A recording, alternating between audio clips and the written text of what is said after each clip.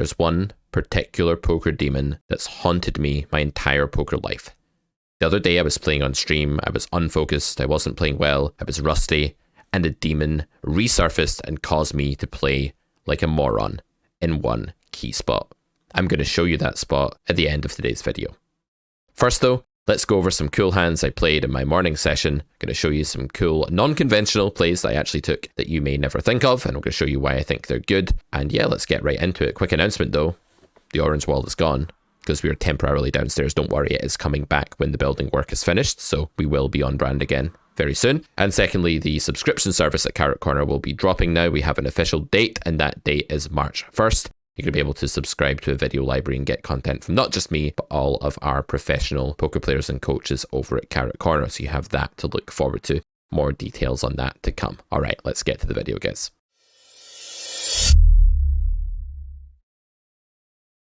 All right, guys, first hand review of 2024. Played a session this morning. I was getting back into the swing, decided to get some little demons to lurk here in the background, and we decided to open the 9-8 of clubs against the big blind here from the small blind. Big blind was a recreational player, and we went to the flop of King 9 Jack Rainbow. Some people simplify here, you know, they say something like, I'm going to bet my whole range to make it easier on me, to make my life easier. And I think that this misses the mark in a few different ways. First off, we should always be prioritizing the maximization of our true EV. True EV is basically our term at Carrot Corner for the actual EV of a line, and the reason we use the word true before it and create that term is that we want to differentiate real life EV against the average opponent who fits the profile that we know about from the EV in GTO Wizard or Pile Solver, or in theory basically. And while it won't be a mistake to bet this hand small on the flop in a solver, I think it is a reasonable percent pot mistake to bet this hand against a weaker player. And the reason for that is all to do with opening or closing the door on your opponent's capacity to make mistakes. So when you check here, a weaker poker player can go wrong in a multitude of different ways. They can bet a hand like sixes that should never bet. They can bet a hand like 4 or 5 of spades, which should probably never bet. And they can just play really badly. You're giving them maximum scope for decision making. And when you increase the array of options available to your opponent and leave them with a wider range, they're generally going to play worse than if you start making their life easy. If you bet here, they're probably just going to fold most, if not all, worse hands and continue with obviously some gutters that are worse and stuff like that. But then mainly they're going to be crushing you when they continue. And it's going to be really difficult even for quite a weak poker player to misplay against a bet here, but pretty easy for them to misplay against a check. So in my mind, this is a really clear check. And I think betting here already just throws away a bit of EV. But you know, poker players in this day and age, they don't have their priorities straight. You know, they prioritize things that are irrelevant to their long-term performance, such as I'm going to do X with all of my range to make my life simple. It's not about making your life simple. It's about maximizing your profits. And the way to do that is to make your expected value higher. And you do that here by checking. So this bet could be all kinds of different stuff. It could be a value bet like King X plus. It could be a merged bet with like Jack X or 9X. It could be some spew with a pocket pair that shouldn't be betting, and it could even be like a high EV bluff like Queen X, gutter, 10X that's allowed to bet, or it could even be like some hand that has no business betting that's really bad to bluff with here in theory in a disadvantageous world for villain like the 4 or 5 of spades. So given that it could be all of those things, I think continuing here at 4-1 is really, really clear with 9-8, so we do that. The turn is a great card for our hand, just making it less likely that our opponent has their value range.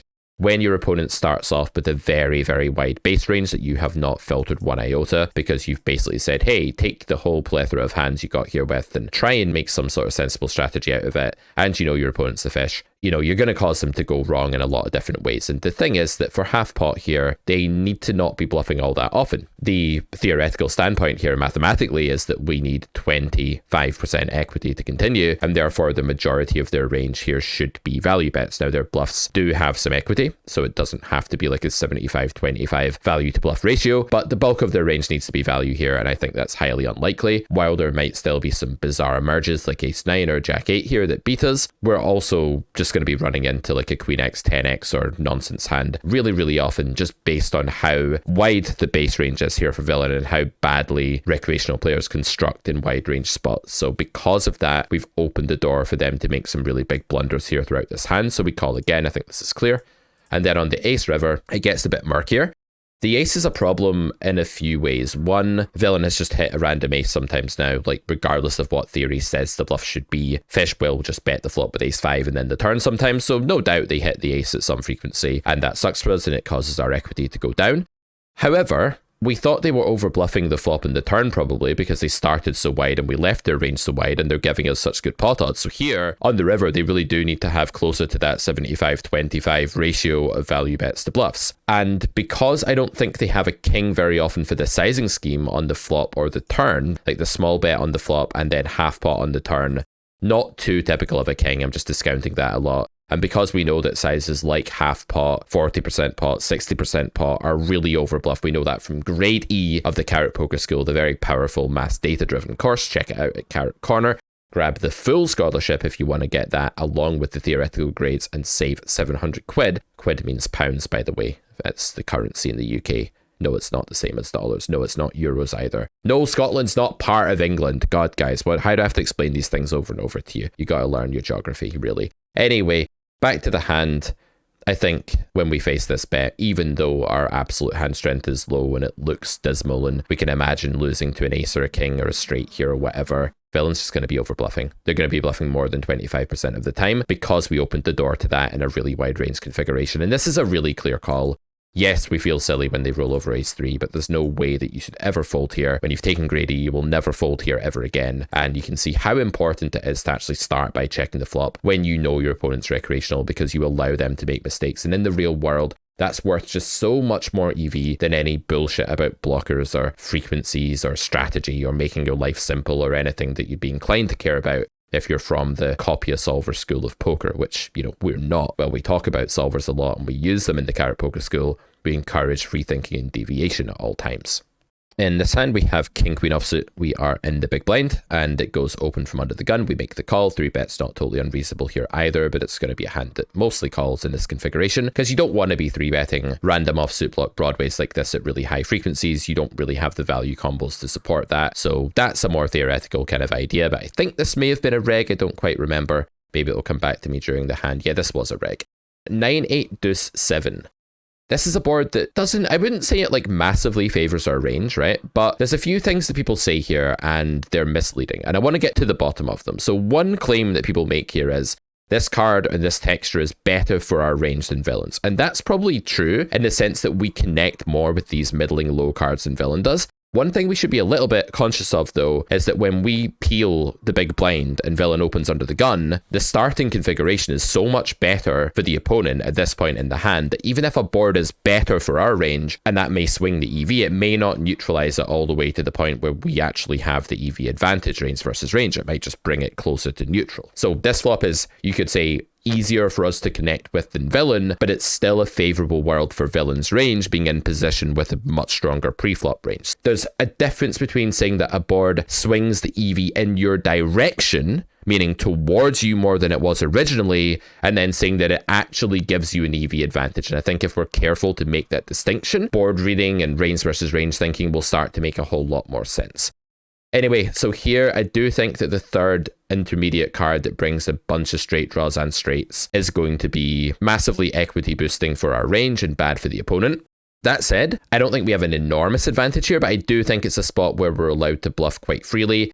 And when we have a hand like this, I don't know what GTO would say about this bet. It might say this hand has like a tiny bit of showdown and it has the wrong suits and it's not meant to be one of your bluffs. But I suspect it's actually fine. Like the naked pair draw here is going to get folds with some hands like ace 3, ace 4, ace 5, ace queen, ace jack. Maybe not ace jack, that's a straight draw, but you get the point. It's going to get some better hands to fold. It's going to have pretty nutty pair draw, meaning that if we do bink the king or the queen, that doesn't bring us straight. It gives us a really strong hand that we can value bet again with on the river. And just going to be a pretty underprotected spot where I think in practice fold equity is better than it should be. So I think a really clear lead for B75 here. I don't actually love checking again here against the average human at these stakes. I'm trying to play quite exploitatively. I'm trying to drive a really high win rate. And so I think just leading here is the play.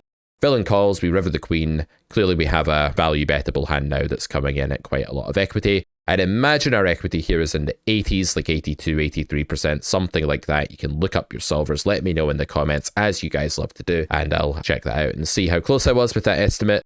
But yeah, probably in real life we have more equity than that, because I don't think overpairs are checking back flop at the correct frequency. And I think villain's range is mostly comprised by flush draw, ace 10, straight draw, big cards, ace king, you know, pair on the board like ace 8, ace 9, things of that nature, jack 9, 7, 6 suited, ace 7, stuff like that. So I think a really clear value bet. I think this is about the right sizing for that kind of equity bracket. It's maybe not quite good enough to overbet, but it's not a million miles away either. And villain raises, so this is a really weird node. What I'm doing when I'm in game here is I'm paying attention to two modes of thinking. Well, there are actually three modes of thinking, and one is the demons, right? So we'll talk a bit about the demons and how they might surface here, and we'll also talk about the good modes of thinking. So the three mode of thinking kind of approach that we use to frame the mental game over at Carrot Corner is that mode 1 is like your trusty steed.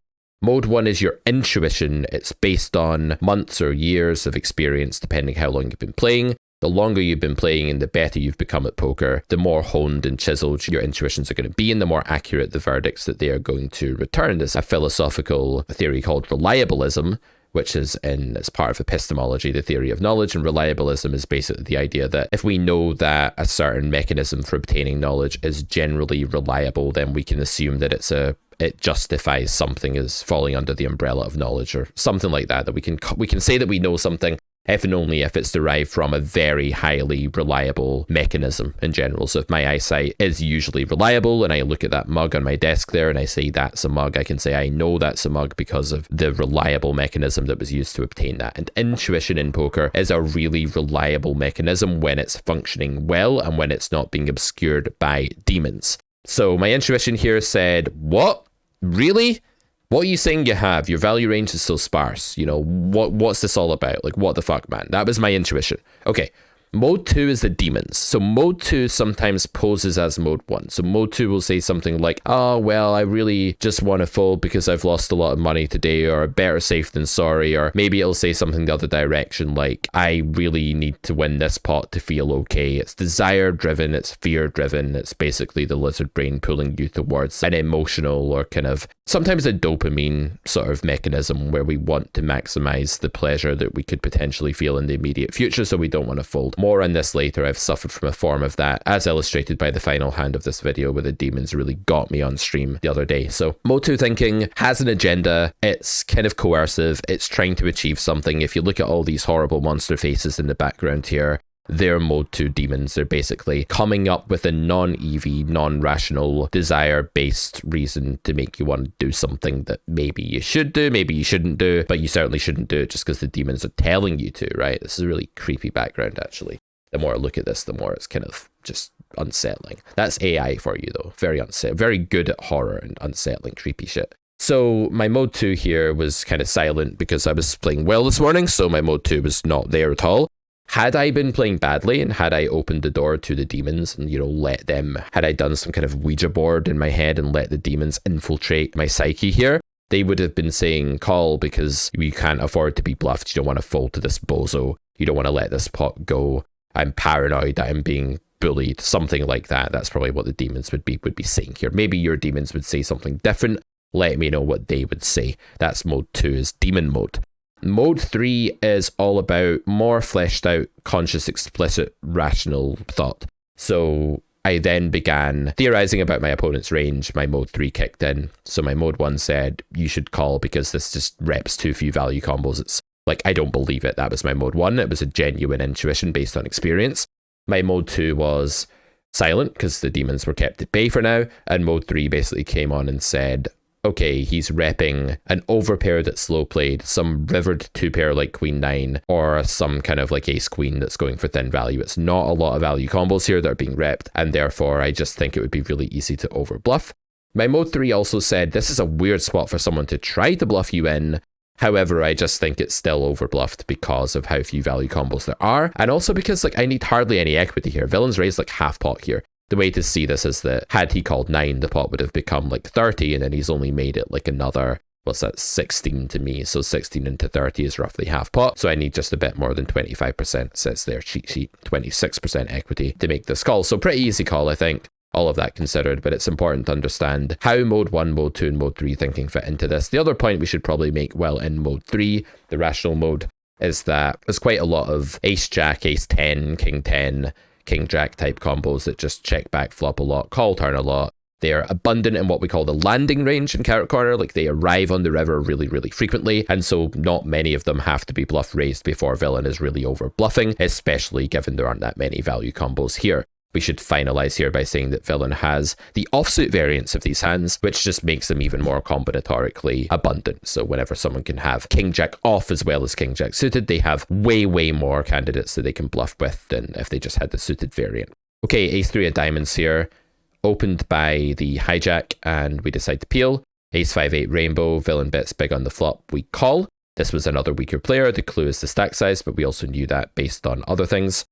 We check, when I say other things, I kind of mean like the flag. The flag is a dead giveaway, guys. Let me know what you think about flags and player types. Are there correlations that you've observed? Keep it respectful. So we call here. On the turn again, we have top pair and a flush draw. We have a great, great bluff catcher. We probably don't beat any value combos here in theory, but in practice, it wouldn't be shocking if villain had queen jack and just didn't know what they were doing and reopened the turn for half pot. That can definitely happen. Then on the 3 of hearts river, I did this. What the hell? I just donk bet the river after calling twice. Am I a fish? Am I a whale? Do I not deserve to play the game? Well, let's explore this a little bit. So, upon peeling the flop and the turn, villain's sizing actually went down as a percentage of the pot from the flop to the turn, or didn't go up anyway. It kind of stayed the same. He's gone half pot, half pot. My question is, what is villain's range looking like for half potting the turn? And I think the answer to that question is mostly bluffs, some merges with a jack that shouldn't be there, but a ton of like assorted one pair, top pair. So like ace king, ace queen, ace 10, ace 9, ace 7, ace 6, ace deuce, etc. There's some two pair as well, but I think it's highly likely to go bigger at quite a high frequency on the turn. So on the river, the question is, how often is someone that just went half pot with like king queen or king 10 or something? And bear in mind, this is hijack, so not going to be a range that's littered with air combos like the button or small blind opening range would be, right? That's important.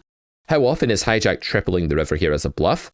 How often are they checking back their medium to good top pair on the river? And how often are they actually calling with those hands if I decide to lead? So I decided that villain was probably paying off top pair here almost always to this donk bet. Like they're just very unlikely to fold to this. So like 90-95% payout rate here if villain has an ace, I believe. So this is a very good play in the sense that it's extremely likely to get extra money in the pot when I'm winning and villain has top pair and I've quote unquote sucked out on the river. The downside to this is it stops villain bluffing. So if villain has king 10 and was going to bet the river, that sucks. But the good news is that villain was probably not going to be betting the river big here as a bluff because they went kind of small on flop and turn, and there aren't that many fish that are going to go half pot, pot as a bluff. It's likely going to be another half pot size bet, or it's going to be a give up.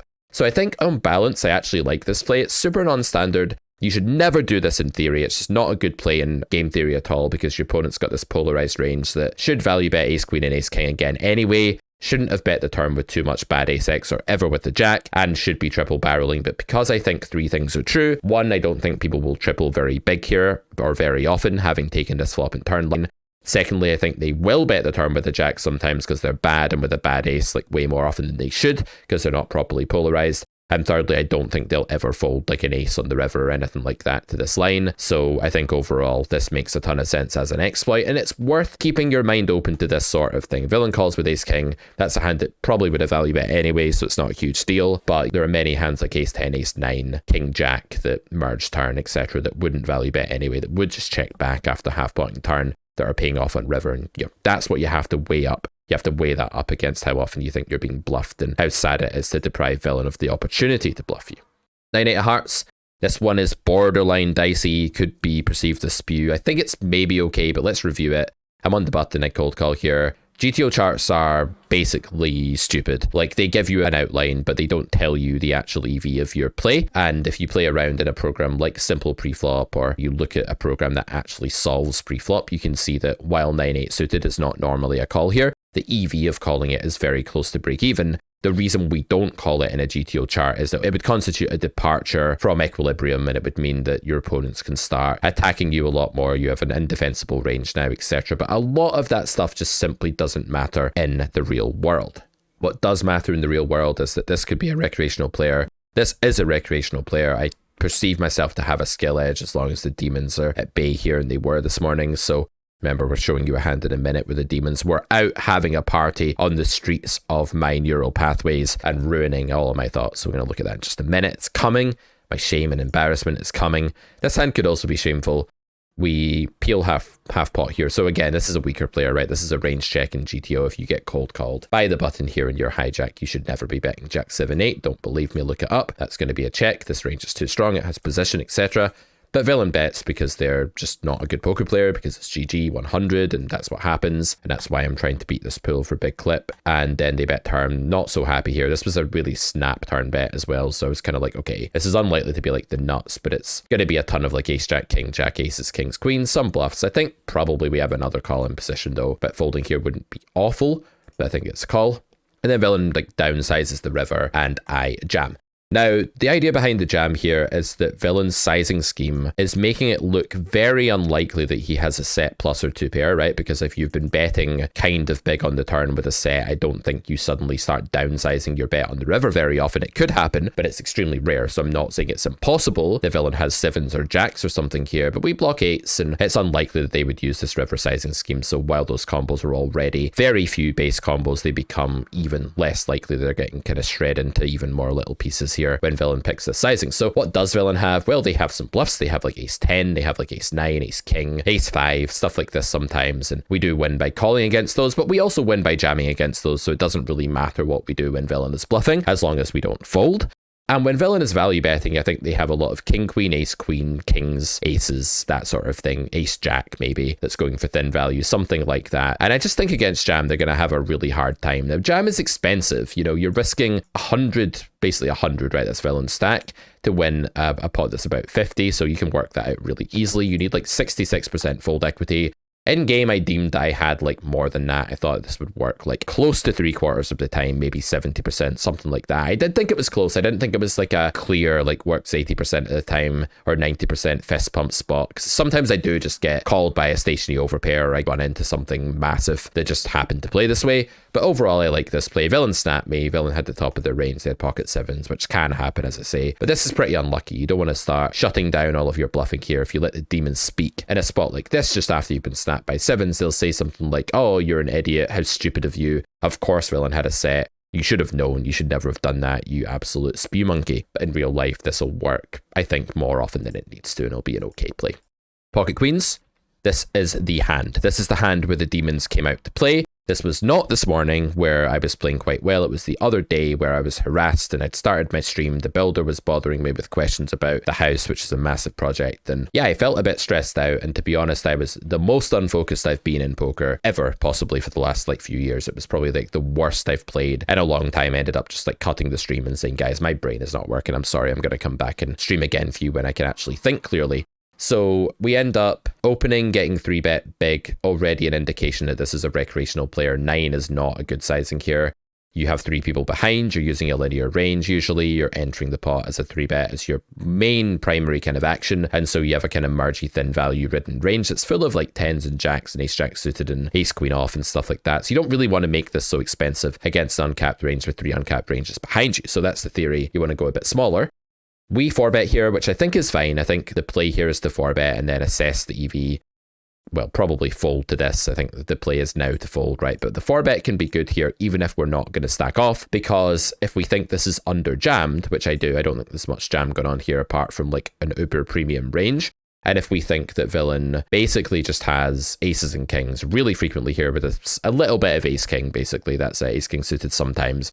Ace king offsuit more rarely, a lot of aces and kings. I think recreational players that use this sizing pre are very frequently just going to call ace king to a 4-bet because they're going to start to get a bit freaked out, but sometimes they'll jam. But overall, you know, we're requiring 39% here with queens, and it's a bit of a tall order unless there's a significant amount of ace king off in villain's range. We are losing heavily to kings and aces.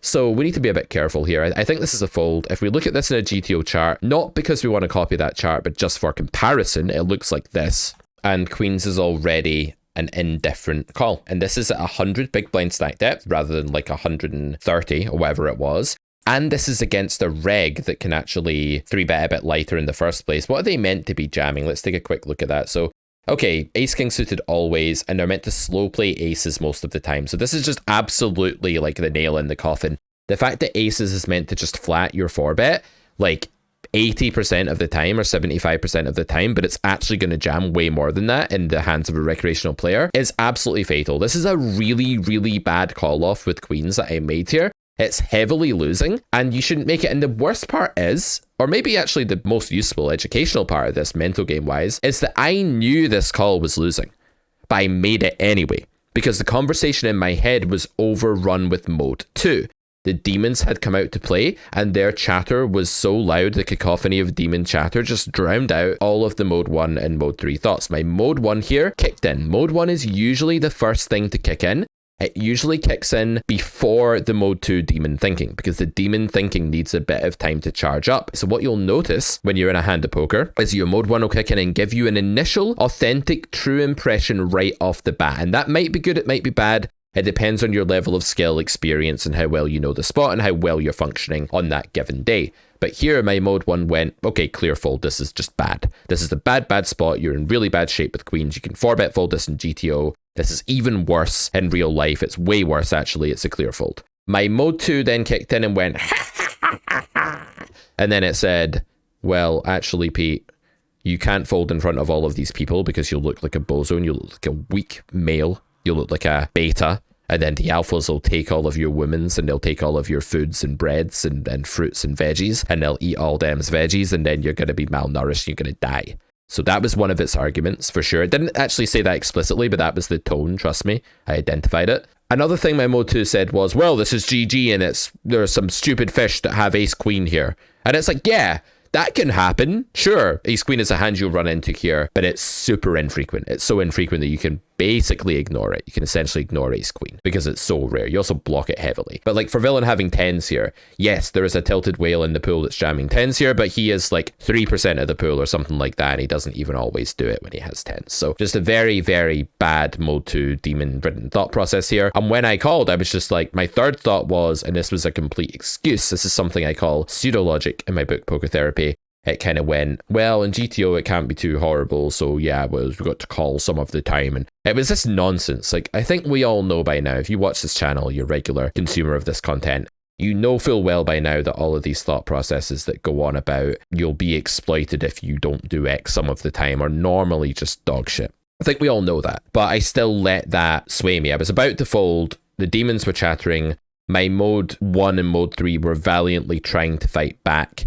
The thing about mode 3, that's the logical mode, is that it's very, very weak and quiet. Mode 3 is like the very combat-averse kind of, can you say that? Anti-confrontational kind of quiet guy that's trying to speak sense in a room full of drunk buffoons, right? So the demons are all shouting and the mode 3 guy's like, hey guys, do you think we could all just be like a little bit more respectful and safe here? Like, please? And the demon's like, shut up, bro. Fucking slap with the fucking demon hand. And yeah, my mode 3 guy just didn't really get a word in edgeways here. He just couldn't find the stage to be heard by the processing cortex deciding guy, with the guy that actually has his finger on the button, you know, like he couldn't hear it. And the mode 1 guy was a bit louder. He was like, oh, this is bad. And he was kind of audible, but the demons were just like, nah, bro, you're gonna get your veggies taken, mate. Yeah, you gotta stick it in. They're gonna take your corns, mate. So I didn't want to take my corns, so I had to stick it in. And, you know, lo and behold, we ran into pocket kings and we lost both runouts. I feel like there were 2 runouts, maybe there weren't, and they even hit a set to add insult to injury. So yeah, really, really bad mistake in a very simple spot. And it comes up because of the demons. Now, the demons have caused me to do all kinds of bad things in my life. Those kind of demons, they've caused me to act impulsively. They've caused me in my younger years to hurt people I cared about. They've caused me to do things that were not in my own best interest, and I always regretted later. This is more like 10 years ago, right? Like in life, the demons are like well under control now. They don't do this to me anymore.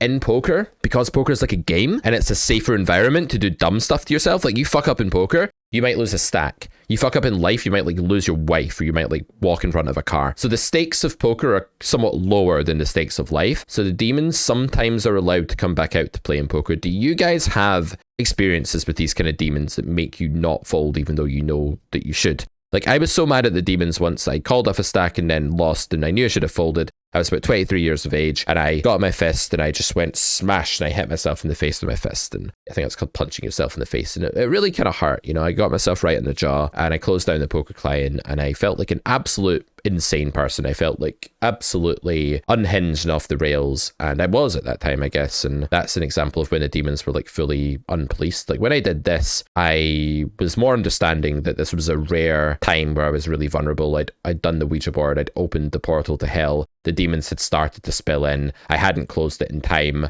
I was playing poker when I shouldn't have been, I was susceptible, I was weak in that moment, and I knew that I wouldn't let it happen again in the near future. I knew it was an anomaly, so I didn't feel the need to punch anything, let alone my own faith. But in general, be aware of this, guys. There's a demon thought process. There is a part of you that wants to act on desire and fear and impulse and wants to basically prioritize impulsive, hedonistic, momentary gratification ahead of what's actually good for you. I listened to a podcast the other day and I took a quote from it, and it was something like, do today what yourself of tomorrow would have wanted you to do. So if you wake up tomorrow and like the dishwasher hasn't been emptied, you're going to be like, God damn it, why didn't I just empty the dishwasher last night? Now I've got to do this on top of getting ready for work and all this other stuff I've got to do. So the other night I was like walking through the kitchen, I was like, shit, I'm really tired, I want to go to bed, but I've not emptied the dishwasher, and I know that myself of tomorrow will really like me for that and be really happy about that. So sometimes keeping the demons at bay is simply a matter of delaying momentary gratification, and it's a matter of using the stuff at the back of your brain, like not the lizard brain or the front of your brain, I forget which way round it is, but the brainstem and all of the old archaic programs that we evolved to use to just keep us alive.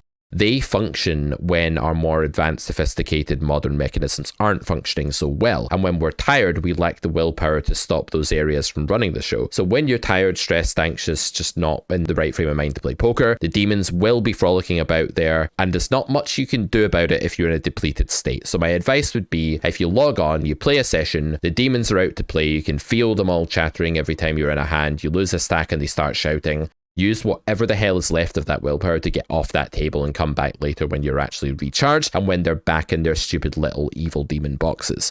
Hope this video has been useful to you guys, and we will be back with more content very soon. March 1st is your day for the Carrot Corner subscriber service that's coming out. More details on that to follow in the near future. And for all of our stuff and courses in the meantime, check out carrotcorner.com. Let me know what you think of the video. Please hit the like button. It helps dramatically. I'll see you back here for another video very soon. Bye, guys.